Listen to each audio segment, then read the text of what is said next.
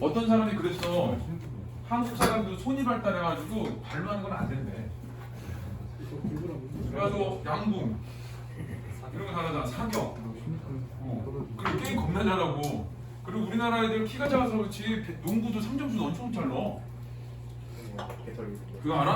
미국 여자들 이렇게 원핸드 슛하는 거 3점을 넣을 때? 미국 여자들?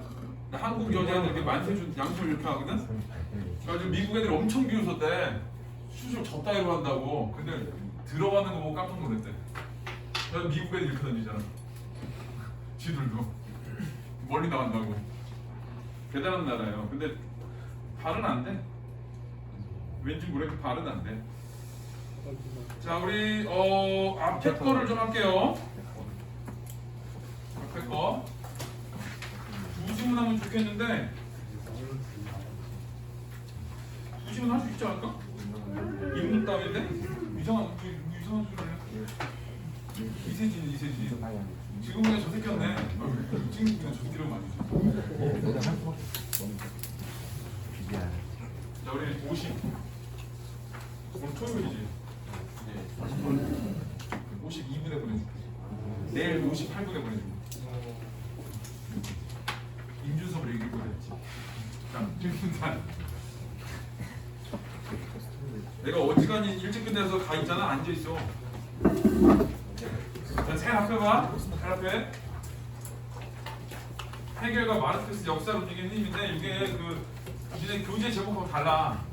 여기 이제 노동에 대한 뭐 견해 이렇게 나오거든. 자, 그 노동에 대한 거야. 야, 누구나 한 번쯤은 경치 좋은 곳에 누워 아무 일도 하지 않는 자신의 삶을 꿈꿔본 적이 있을 것이다. 이러한 상상에는 일, 즉 노동에 대한 우리의 부정적 생각이 깔려 있다. 끊어. 왜 끊냐면은 하지만이라고 끊는 거야. 이러면은 앞에 부정적인 게 나오고 하지만 뒤에 긍정적 나올 거거든. 누가 중요하냐면 긍정적인 애들이 중요해. 하지만 역사 속에서 인간은 노동을 통해 개인과 사회를 발전시켜 왔고, 그러니까 노동의 장점이 노동의 어떤 긍정적인 측면이지. 이러한 점에서 노동은 나름의 가치를 지닌다고 볼 수 있다. 그래서 앞에는 노동에 대한 부정적 생각, 뒤에는 노동의 가치 이렇게 나와 있어. 그렇다면 철학자들은 이러한 인간과 노동에 어떤 철학적 의미를 부여했을까 그랬거든. 철학적 의미니까 자, 이렇게 부정적 얘기, 긍정적 얘기, 의미니까 긍정적인 의미라고 보면 돼. 자, 이 문단 로크는 이제 로크가 먼저 일단 나와요. 자, 노동을 소유의 권리와 관련해서 설명했다. 이거는 이제 소유의 권리. 소유가 핵심이야. 로크는 신이 인류의 생존을 위해 인간에게 자연을 공유물로 주면서 동시에 인간이 신의 목적대로 자연을 이용할 수 있는 이성도 주었다고 주장한다. 자, 인간에게 뭘 줬냐면 자연과 이성을 줬어. 자, 이 신이 인간에게 준 게 있어. 자연, 그 다음에 이성. 그걸 줬어. 그런데 그는 신이 인간에게 몇 떠들지? 때릴까? 알아채기 할까? 어디 갔어? 너 까먹었잖아. 이씨, 마스크 안 써. 너 때문에 까먹었어. 어디야? 너 때문에 오늘 58분에 간다. 까먹었어. 어디지? 그런데 어디냐? 자, 그는 신이 인간에게 공유물로 주지하는 것이 신체이기 때문에 각자의 신체에 대해서는 본인만이 배타적 권리를 가진다고 본다. 자, 신은 자연에게 이성과 인간을 지금 공유물로 준 거야. 근데 자, 이거하고 또 다르게 어떠냐? 신이 준 거. 거기에는 신체는 자, 이거 다른 게 신체는 자, 배타적 권리를 줬어.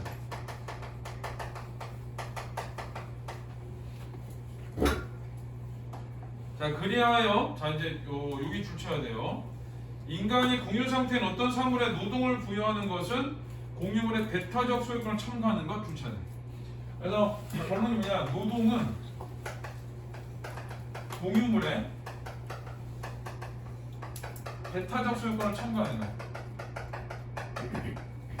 배타적 소유권을 왜 첨가하게 되는 거냐면은 공유물이 있는데 그거를 내 신체를 통해 가지고 뭔가를 하는 거잖아.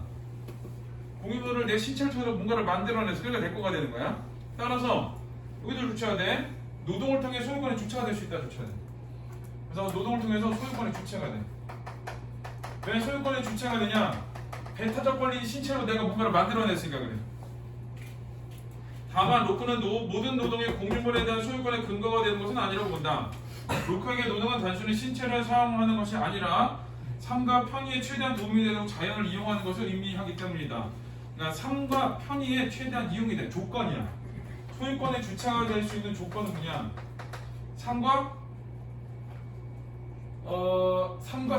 편의에 최대한 도움이 된대. 삶과 편의에 최대한 도움이 돼야 된다.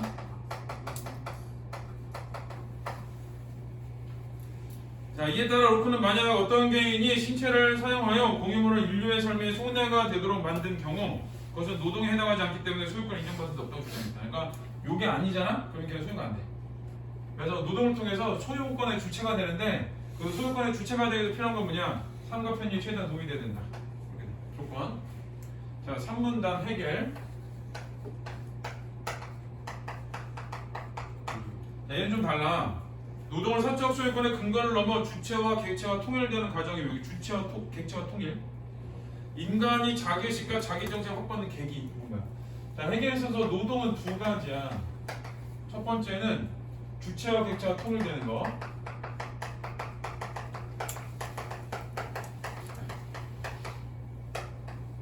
자, 두 번째는 자기의식과 자기정체성.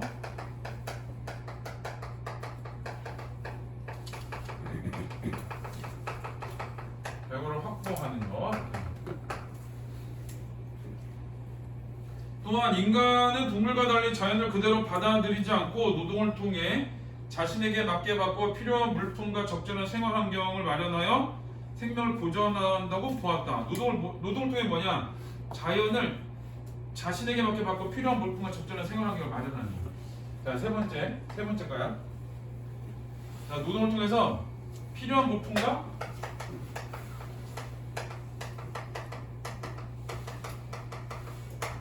그 다음에 적절한 생활 환경 마련.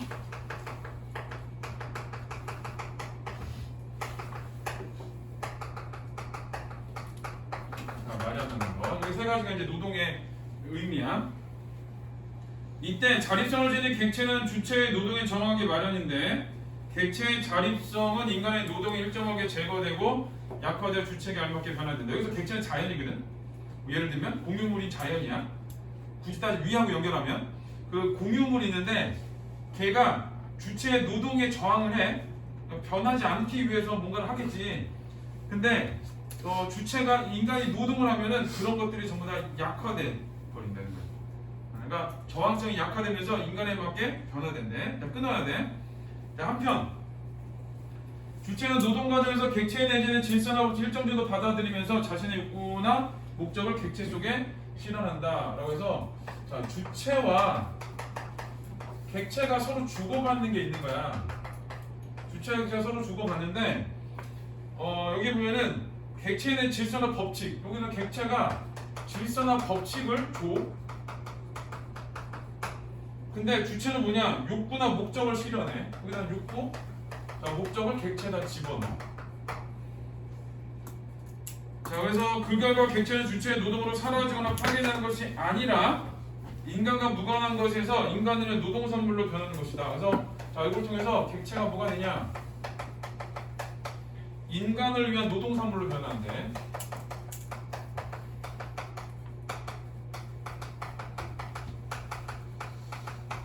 인간을 위한 노동 산물로 변화. 그러니까 인간에 맞게 바뀐다는 거야. 이렇게 하여 주체는 객체 안으로 들어가고 객체는 주체의 고유한 형식을 받아들이게 된다. 자, 주체가 욕구 목적을 집어넣고 그 다음에 객체는 얘를 또 받아들여. 그냥 받아들이는 거야. 해결은 이처럼 노동을 통해 주체가 자신을 객체 속에 나타내는 것을 자기 대상화로 했다. 이번에 이제 자기 대상화가 중요한 말이야. 자기 대상화는 뭐냐면은 주체가 객체 속에 나타내는 거. 주체가 자신을 객체 속에 나타내는 것. 이게 자기 대상화야. 결국 주체와 객체는 서로 분리 고립되어 있다가 노동을 통해 노동산물 속에서 통일되며, 그래서 이 주체 객체가 통일이 돼 노동을 통해서 이런 식으로 질서 법칙을 주고 욕구 목적을 집어넣어서 이게 인간을 위한 노동산물로 변화해서 주체가 자신을 객체 속에 나타내게 돼.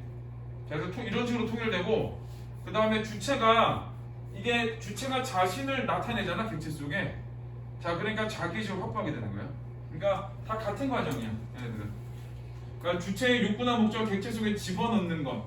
자, 그게 이제 여기 말한 대로 통일되어 가는 과정이고, 그 다음에 자기의식을 확보하는 게 되는 거고 그래. 자, 그런데 해겔은 노동산물이 주체의 소유지만 여전히 주체와 분리되어 있고 주체를 완전히 표현하지 못하기에 노동을 통한 주객통일의 한계가 있다고 지적했다. 그래서 이거 이제 한계는, 자, 주객통일의 한계가 있는 거야.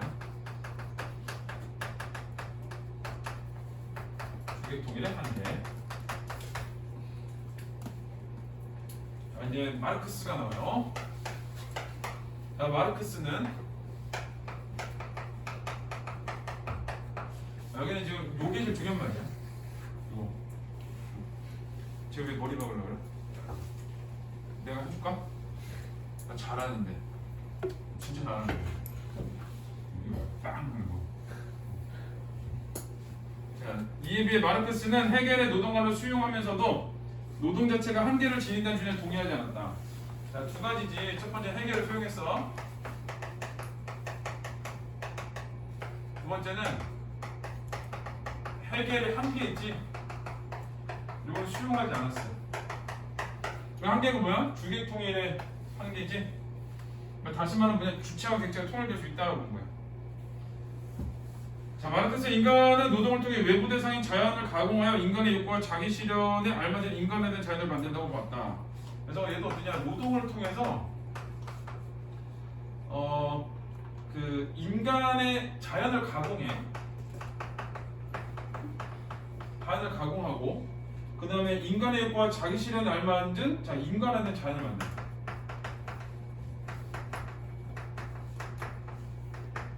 그걸 만들어. 결국 그에게 노동은 객체의 인간적 형식을 부여하기 위해 자연적 소재 형식을 부정함으로써 주체의 주관적 욕구나 목적을 대상으로 객관화하는 것이다. 그래서 현재 노동의 의미거든. 자, 객체 인간적 형식을 부여하는 거야. 인간에 대한 자연. 이걸 만드는 거고, 자연적 소재의 형식을 부정해. 자연적인 걸 빼버려. 그래서 주체의 주관적 욕구나 목적을 대상으로 객관화하는 거네. 그래서 여기 이제 노동은 이제 또 다른 의미로 이제 뭐라고 보는 거냐? 인간적 형식을 부여하는 거야.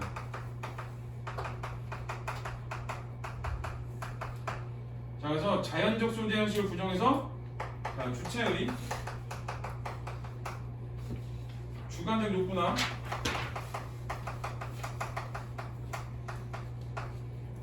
목적을 대상으로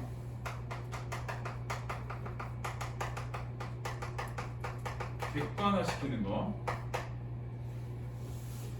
자, 그리하여 가공된 대상에는 이 가공된 자연, 인간에 대한 자연이야. 주체의 형식이 부여되고 주체의 욕구나 목적 등 물질화되어 구체적 노동산물이 된다. 그래서 자, 이것 때문에 뭐가 되는 거냐? 주체의 형식 부여되고 자연에 주체의 형식이 부여돼. 그 다음에 주체의 욕구나 목적이 물질화돼.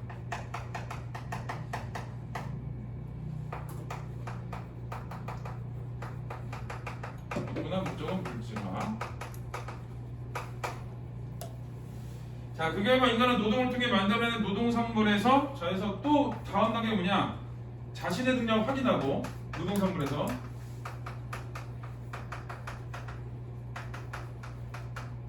자기의식과 정체성을, 자기의식, 정체성을 확보해.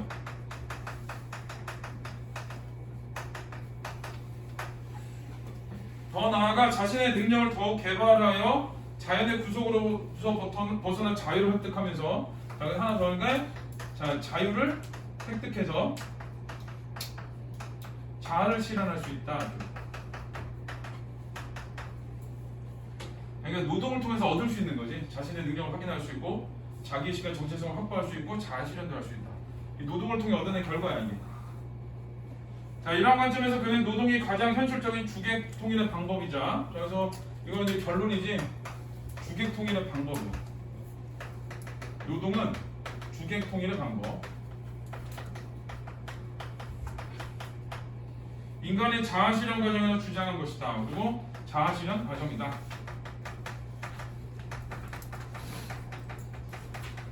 그러니까 앞에서 했던 얘기 그대로 나오고 그 다음에 어디까지 가냐 이것까지 나오는 거거든. 그래서 여기서는 여기 자유롭게 자아실현할 수 있다. 주객통일의 방법이다. 이걸 중요한 말이야. 이게 이제 마르크스의 특징이야. 다만 그는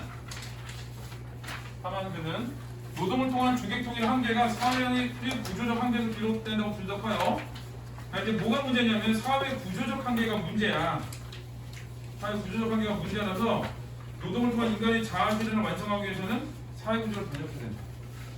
그래서 여기는 이제 자아통일의 조건. 이게 뭐냐? 사회적 구조를 변화시켜야 한다.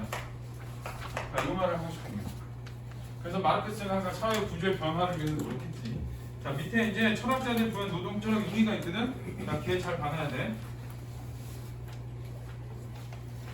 그래서 목표는 소유, 회계는 주객 통일, 자기 시각, 자기 정체성 확보, 뭐 이 정도. 3번은 사실 크게 중요하진 않아요. 밑에 설명도 안 했어. 자, 그 다음에 이제 마르크스는 요런 거를 이제 받았는데 특히 요게 한계를 보여주는 해결할 거를 이걸 이제 할 수 있다고 본 거지. 대신에 이걸 할 수 있는 조건은 뭐야? 사회적 구조의 변화가 필요하다. 사회 구조적 변화가 필요하다. 이런 얘기를 한 거야. 자, 우리 뒤에 거를 풀까? 한 개를 더 할까? 시간 예매되게. 자, 49쪽.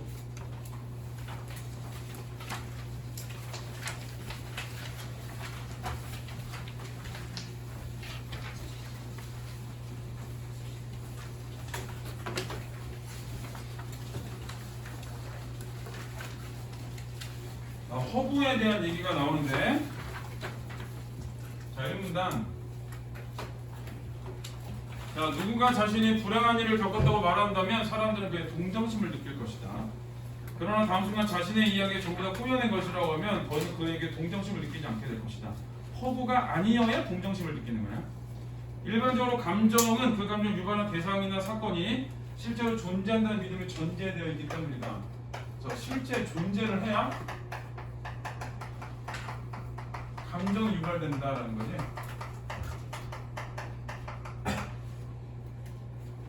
그렇다면 허구의 분명한 공포영화를 보는 관객들이 존재한다고 믿지 않는 괴물과 그 외 괴물을 중심으로 펼쳐지는 허구적 사건을 보여 공포를 느끼는 사람 어떻게 해야 될까? 그래서 이게 중요한 건 아니야. 중요한 건 뭐냐? 허구를 보여서 공포를 느껴. 다시 말하면은 실제가 아니야. 실제 존재하지 않아. 근데 감정이 유발돼. 이건 어떻게 해석해야 될까요? 이게 얘가 중요한 말이지. 자, 2문단. 거기 이제 허구의 역설 돼 있지. 자, 전제 1은 존재한다 감정적 반응. 허구적 사건 인물이 존재하지 않는다고 믿고 허구적 사건 인물에 대해 감정적으로 반응하고. 이게 세 가지 전제가 있어. 자, 세 가지 전제가 동시에 참을 수 없다는 모순을 해결하는 방법 그중 일부를 부정하는 것이다. 자, 레드포드는 감정을 유발하는 대상이 존재한다는 믿음 없이 여기 존재한다는 믿음 없이 허구에서 감정이 발생할 수 있다고 봤대. 이게 이제 누구 거냐? 레드포드 얘기야. 자, 레드포드는 어떠냐면은 존재 없이 존재에 대한 믿음이 없어. 자, 이거 없이 감정이 발생할 수 있대. 이렇게 봤어. 그렇지만 그 감정은 존재에 대한 믿음이 결여된 것이므로 뭐라고 써있냐? 비합리적이야. 얘에 대한 평가야. 비합리적이다. 있을 수 없다는 얘기지. 이 학자들은 허구에서 비롯된 감정이 합리적일 수 있다고 주장하며 그 다음에는 어떤 얘기를 하냐면은 허구에서도 감정이 있을 수 있다라고 본 거야. 요 얘기 하고 싶은 말이야. 레드포드는 존재 믿음 없으면 감정이 발생할 수 있는데 비합리적이라고 얘기를 했거든. 근데 다른 사람들이 아니야, 허구에서 감정이 일으킬 수 있어 라고 얘기를 한 거야.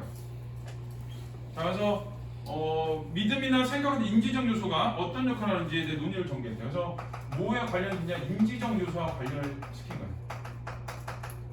자, 3문단. 환영론에서는 사람들이 허구를 감상하는 동안 허구에 몰입하여 허구적 사건 인물이 존재하지 않는다는 사실을 잃어버리고 그 사건이나 인물이 실제로 존재한다는 환영에 빠져 감정을 하게 된다고 봤다. 그 어디가 중요하냐면 C표 D가 중요해. 사건이 인물이 실제로 존재한다는 환영에 빠져 감정을 반응을 한다. 여기 환영론이거든. 자, 이거는 이제 실제로 존재한다는 거. 실제로 존재한다는 환영에 빠져. 환영. 그래서 이제 감정 반응을 일으키는 거야.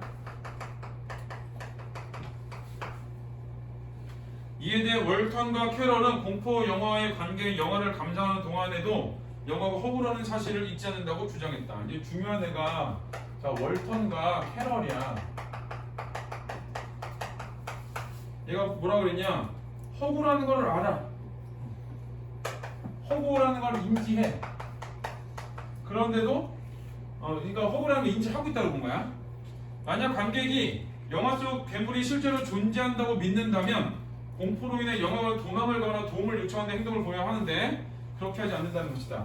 허구를 인지하고 있다라고 본 거야. 이거에 대한 근거는 뭐냐? 도망도 안 가고 도움을 요청하지도 않아.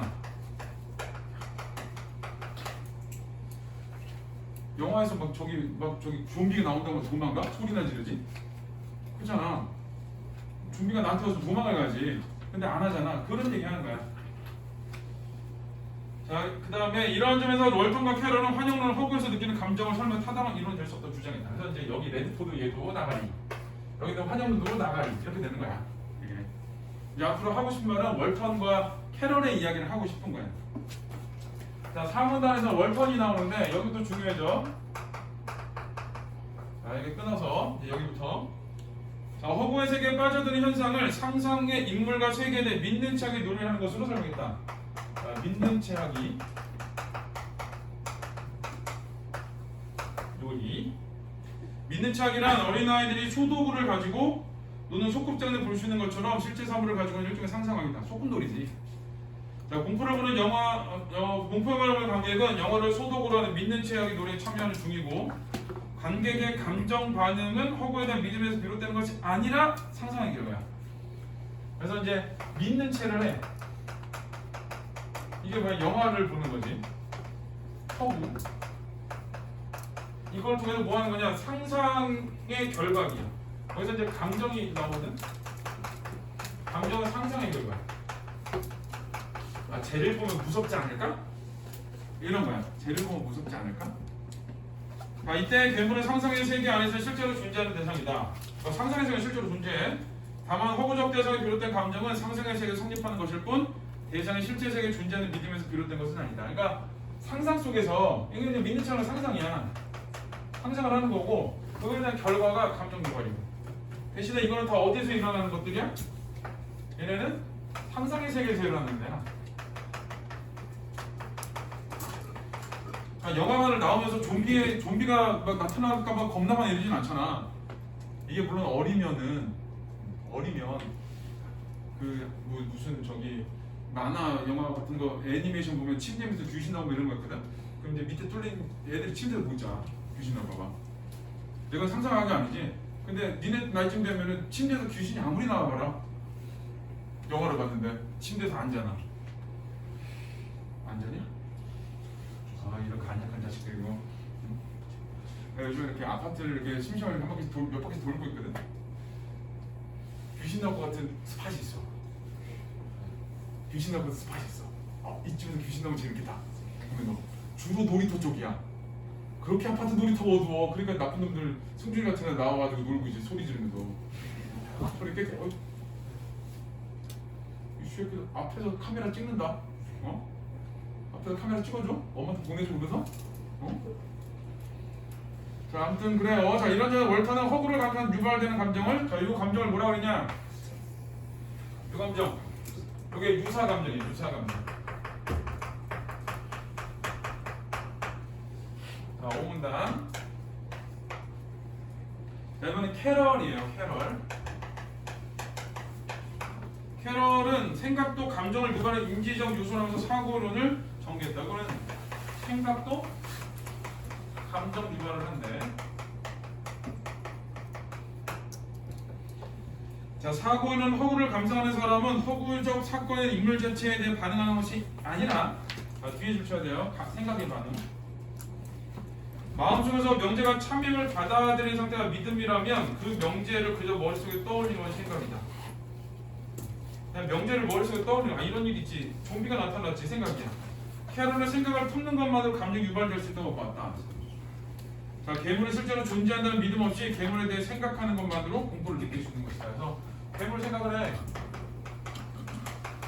괴물 생각을 하면은 공포가 유발이 되는 거야. 그러니까 생각 때문에 무서운 거지. 귀신이 없다는 생각을 한 지 내가 한 30년 됐거든. 안 무서워. 가끔 그 드라마, 이거 어떤 무슨 그런 프로그램에서 그런 거 나와. 차를 타고 가고 이제 중앙분리에서 어떤 사람이 앉아있고 이런 거 나와. 나 한번 겪었잖아. 옛날에 자소서 쓸 때 잠을 못 자가지고 저쪽에 나 옛날에 3번 살 때거든. 저 서울에서 안양으로 이렇게 들어오는 길에 그 중앙분리 되는 데가 있어. 거기서 어떤 하얀 옷 입은 할아버지 한 명이 한 번 서 있더니 하얀 옷 입은 여자 한 명 서 있는 거야. 머리도 하얘. 중앙분리대에 서 있어 이렇게. 한번 찾아가서 봤잖아. 없어요. 없지. 졸려가지고 그런 거였어. 잠을 덜 자면 그렇대. 그래서 우울증 환자들이 잠을 못 잔다네. 그 사람들이 귀신 본다는 얘기 그렇게 많이 한대. 잠 못 자서 그렇대. 걔네들 잠지어버리면은 그런 얘기 하면서 나는 거야. 잠 못 자면 귀신 나오는 거야. 귀신 나올 정도로 공부를 해야지 근데. 고3이잖아. 잠이 오냐? 난 정말 궁금해. 고3이 잠이 와? 난 지금 난 4시간쯤 자거든? 평소에? 난 하루에 20시간 깨 있어. 좀 덜 깨 있으면 8시간 정도 깨 있어. 그건 일주일에 한 번 정도? 그러니까 일주일에 한 6일은 한 20시간에서 19시간 정도 깨 있어. 친구들이 그래도 잠 안 자니? 맨날 그래. 분명히 얘가 나한테 새벽 3시에 나한테 자기가 뭘 물어본 거를 내가 답을 했어. 근데 걔는 자고 있는 동안에 내가 딴 애들 놀고 있어 이렇게. 그러니까 넌 안 자니? 맨날 그래. 고3 때부터 생긴 습관이야. 잠이 와? 잠이 와? 야, 지금 시기에 잠이 오면 KTX 타고 대학을 갔다가 일주일만 올라와야 돼 집에. KTX 타고 간다는 얘기는 천안 아산부터 시작이지. 대전 이런데. 카이스트는 못 가니까 애들 맨날 그래. 그리고 자기는 내가 무슨 얘기를 했냐면 야 한번 잘 때마다 서울 기준으로 한강 기준 30km씩 내려간다. 그럼 애들이 뭐라 그러잖아. 난 동경대 가야지. 터널 빠져 뒤진다. 그러냐? 그런 생각 안 하지? 저기 카이스트 못 가. 저기 앞에 있는 갑천에 빠져 죽어. 앞에 그 갑천이라고 천 있는데 거기 빠져 죽어. 카이스트 가기 전에. 그러니까 못 가. 지금 자면 나랑 같은 대학 내가 가는 대학원 학교 간다. 내가 가는 대학원 학교 간다. 나 박사 빨리 받으라고 지방에 있는 대학 가거든. 빨리 준다 그래서 만나는 순간 이거야 니들은. 참고로 3년이다. 박사과정 3년이다. 딱 봤는데 어디서 익숙한 놈이 있다. 바로 갈 거야. 야. 교수님한테 가서 저 새끼는 F 주세요.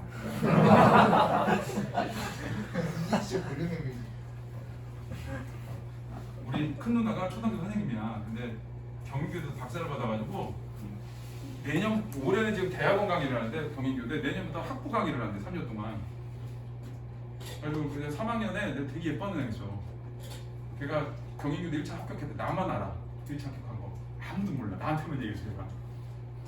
내가 하도 걔 교대 가기를 바래가지고 혹시라도 내가 그랬어. 야 교수 내년에 수업을 들었는데 교수 이름이 누구야? 그러면 나한테 무조건 전화를 했어. 우리 누나는 무조건 전화를 했어. 걔는 무조건 A야. 우리 누나랑 나랑은 그런 사이거든. 그 정도는 해줄 수 있는 사이거든. 얘 있어. 무조건 A 줘. 그러면 무조건 A 줘. 수단과 방법을 한 거라서. 객관적 합리적인 절차를 거쳐서. 니들은 무조건 F야. 그 학교에서 나 만난다. 무조건 F야. 그런 거 모르지? 교수님 한 명의 입김이 다른 교수님한테 쫙 퍼져가지고 얘를 장학금을 줄 것인가 학사경고를 줄 것인가를 다 결정해. 우리 대학교 때 아버지 돌아가시는 애들 그 공부를 잘하지 못했던 애야. 우리 그 학과장님이 그 아버지 안 계신 애들을 엄청 불쌍하게 여겨. 그 학교에 걔 1등 했어. 4.5 만점에 4.4? 4.4? 근데 우리가 다 놀랐어. 쟤왜 그래? 전액 나왔어 그래서 그게. 그래서 전액 나온 이유를 들어봤더니 선배들 들어봤더니 학교 다닐 때 아버지 돌아와서 무조건 걔는 한 학기는 등록금 빼준대. 그 교수가 얘기해서. 나는 이제 밥을 먹고 있다가 나 뭐 아버지 뭐 하시냐고 해서 아버지 고등학교 1학년 때 들어가셨는데 그래서 내 아래가 장학금이 장학금이 더 컸어. 걔 외부 장학금이라. 근데 교수님이 그래?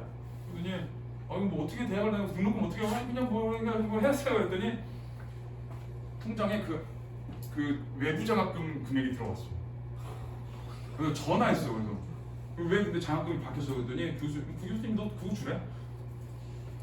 원래 받기로 한 것보다 30만 원 더 받았어.